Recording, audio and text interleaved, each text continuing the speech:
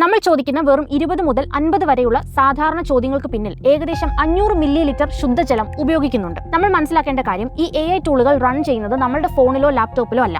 ലോകത്തിന്റെ പല കോണുകളിലായി പരന്നു കിടക്കുന്ന വലിയ ഫുട്ബോൾ സ്റ്റേഡിയങ്ങളുടെ വലിപ്പമുള്ള ഡേറ്റാ സെന്ററുകളാണ്. നമ്മൾ കോർപ്പറേറ്റ് ഓഫീസുകളിൽ പോയാൽ കാണാറില്ലേ, അവിടെ AC വർക്ക് ചെയ്യുന്നത് മനുഷ്യർക്ക് വേണ്ടിയല്ല, അവിടെ ഇരിക്കുന്ന സിസ്റ്റത്തിന് വേണ്ടിയാണ്. ലോകത്തെ AI ഡേറ്റാ സെന്ററുകൾ ഉപയോഗിച്ച് തീർത്തത് ഏകദേശം 1 ട്രില്യൺ ലിറ്റർ വെള്ളമാണ്. അതായത് 10 ലക്ഷം കോടി ലിറ്റർ ശുദ്ധജലം. ഈ ChatGPTയോട് താങ്ക് യു, പ്ലീസ് എന്നൊക്കെ പറയുന്ന ആളാണോ നിങ്ങൾ? അല്ലെങ്കിൽ ലോകത്തുള്ള സകല കാര്യങ്ങളും ChatGPTയോട് അപ്ഡേറ്റ് ചെയ്യാറുണ്ടോ? എങ്കിൽ നിങ്ങൾ ടൈപ്പ് ചെയ്യുന്ന ഓരോ പ്രോംപ്റ്റിലൂടെയും കോടാനുകോടി രൂപയുടെ നഷ്ടവും ട്രില്യൺ ലിറ്റർ ശുദ്ധജലവുമാണ് നിങ്ങൾ അറിയാതെ നശിപ്പിച്ചുകൊണ്ടിരിക്കുന്നത് എന്നറിയോ? കേൾക്കുമ്പോൾ ഒരുപക്ഷെ വിശ്വസിക്കാൻ പ്രയാസം തോന്നാം, അല്ലേ? നമ്മൾ ഈ ഫോൺ സ്ക്രീനിൽ നോക്കി വളരെ നിസ്സാരമായി ടൈപ്പ് ചെയ്യുന്ന 2 വരി പ്രോംപ്റ്റിന് പിന്നിൽ ഭൂമിയുടെ മറ്റൊരു കോണിൽ ഭീകരമായൊരു ജലവിനിയോഗം നടക്കുന്നുണ്ട്. അതെ, നമ്മൾ ഓരോ തവണ ചോദ്യം ചോദിക്കുമ്പോഴും ഡേറ്റാ സെന്ററുകൾ ചൂടാവുകയും അവ തണുപ്പിക്കാൻ വൻതോതിൽ ശുദ്ധജലം ആവിയായി പോവുകയും ചെയ്യുന്നു. എന്നാൽ ഇതിലേക്ക് ചേർത്ത് വായിക്കേണ്ട ഇതിലും ഞെട്ടിക്കുന്ന രണ്ടാമത്തെ കാര്യം എന്താണെന്നറിയാമോ? നമ്മൾ തമാശയ്ക്കോ ശീലത്തിൻ്റെ പുറത്തോ ഒക്കെ ടൈപ്പ് ചെയ്യുന്ന ആ ഒരൊറ്റ താങ്ക് യു, അത് കാരണം മാത്രം കമ്പനിക്ക് കോടിക്കണക്കിന് രൂപയുടെ വൈദ്യുതിയും കമ്പ്യൂട്ടിംഗ് പവറുമാണ് അധികമായി വിനിയോഗിക്കേണ്ടി വരുന്നത്.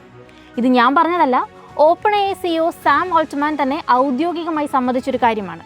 ചാറ്റിലെ ഇത്തരം ചെറിയ മര്യാദകൾ പ്രോസസ്സ് ചെയ്യാൻ മാത്രം ലക്ഷക്കണക്കിന് ഡോളറാണ് അവർക്ക് ചിലവാകുന്നത്. പ്രോംപ്റ്റിന്റെ വലിപ്പം കൂടുന്തോറും സൂപ്പർ കമ്പ്യൂട്ടറുകൾക്ക് കൂടുതൽ പണിയെടുക്കേണ്ടി വരുന്നു. സ്വാഭാവികമായും അവയെ തണുപ്പിക്കാൻ കൂടുതൽ വെള്ളവും മറ്റു കാര്യങ്ങളും വേണ്ടിവരുന്നു. സാങ്കേതികവിദ്യയുടെ അതിവേഗത്തിലുള്ള വളർച്ചയ്ക്ക് പിന്നിൽ നമ്മൾ പലപ്പോഴും ശ്രദ്ധിക്കാതെ പോകുന്ന ഒരു കാര്യമാണിത്. So welcome to the profit news. Do you know sec?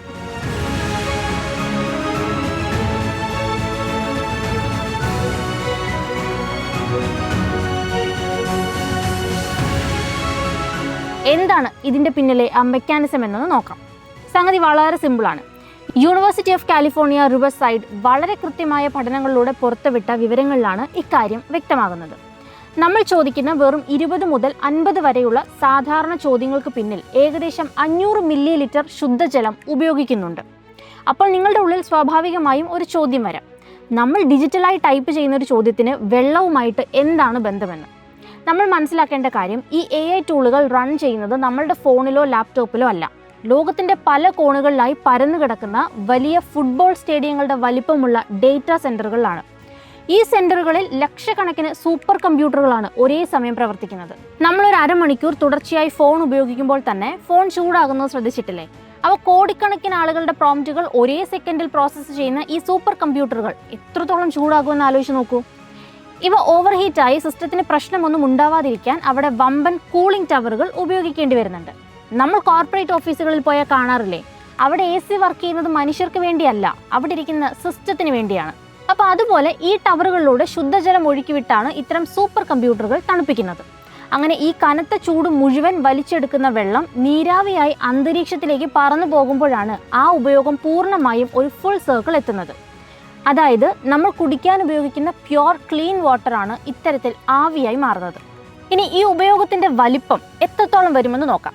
പ്രശസ്ത റിസർച്ച് ഏജൻസിയായ മോഡർ ഇൻ്റലിജൻസ് പുറത്തുവിട്ട കണക്കുകൾ പ്രകാരം 2025 ഒന്നൊരൊറ്റ വർഷം കൊണ്ട് മാത്രം ലോകത്തെ AI ഡേറ്റാ സെന്ററുകൾ ഉപയോഗിച്ച് തീർത്തത് ഏകദേശം 1 ട്രില്യൺ ലിറ്റർ വെള്ളമാണ്.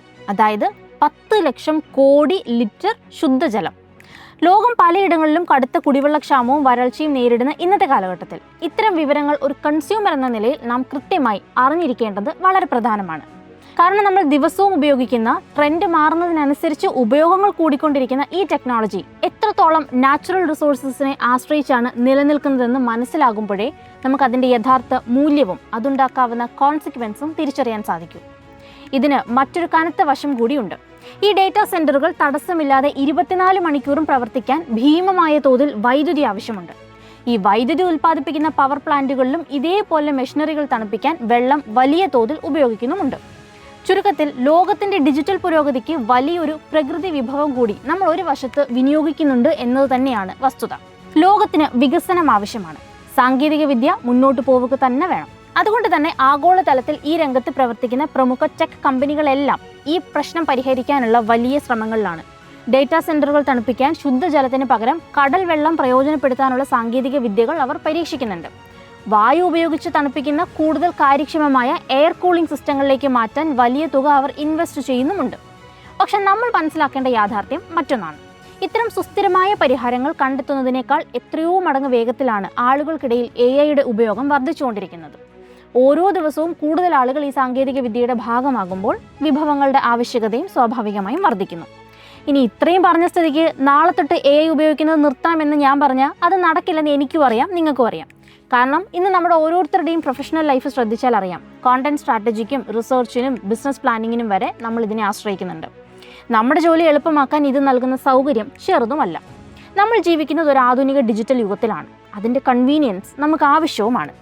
പക്ഷേ ഒരു എക്സ്ട്രാ പ്ലീസും താങ്ക് യുവും ഒന്നും പറയാതെ നമുക്കൊരു ചാറ്റ് അവസാനിപ്പിക്കാൻ പറ്റുമോ എന്ന് ചോദിച്ചാൽ അത് നടക്കില്ലേ? മൃഗങ്ങളെ കൊല്ലുന്നത് തടയാൻ വീഗനായവരെ നമുക്കറിയാം. അങ്ങനൊരു കാര്യം ചെയ്യാൻ അവരെ പ്രേരിപ്പിച്ച ആ ഫാക്ടർ എന്താണ്? നമ്മൾ ഉപയോഗിക്കുന്ന ഓരോ ലക്ഷറി പ്രൊഡക്റ്റിന് പിന്നിലും ഇതുപോലെ ലക്ഷക്കണക്കിന് മൃഗങ്ങളുടെ സ്കിന്നും രോമവും ഒക്കെ ഉണ്ടെന്നുള്ള ഒരു തിരിച്ചറിവ്.